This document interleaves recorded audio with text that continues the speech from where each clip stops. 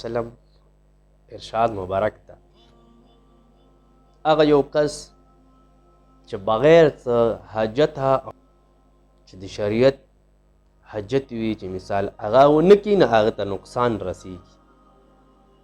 دغې نه بغیر د دې روژه ماته کړه او روژه یې نه ونیوه او دا انسان که دا ټول عمر روژې ونیسي خو د ټول عمر روژې د یو رمضان مبارک روژې ته ثواب اجر نشي پوره کولی او ثواب اجر ته نشي رسېدلی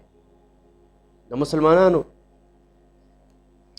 داسې ډېر خلک وي چې هغې به روژې نه نیسي ډېر داسې خلک شته چې هغې به څه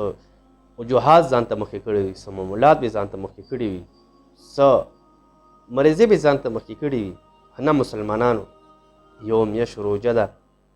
او د روژه د ډېرو برکتونو او ډېرو فضایلو مبارکه میاشت ده آیا چې دې نه موږ تاسو محروم هم نه شو او موږ او تاسو د یو روژه یعنې څه د وجې پرې هم نه ږدو